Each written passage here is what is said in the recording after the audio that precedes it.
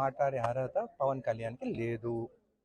నిజంగా ఆయనకు లేదు. ప్రొఫెసర్ నాగేశ్వరరావు గారు ఆయన ఒక ప్రొఫెసర్ చదువుకొని వచ్చిన ఆయన ఒక పొలిటికల్ అనలిస్ట్, ఒక ఎక్స్ ఎమ్మెల్సీ. ఆయన గురించి మాట్లాడడం ఆయన గోటికి కూడా ఈయన సరిపోదు పవన్ కళ్యాణ్.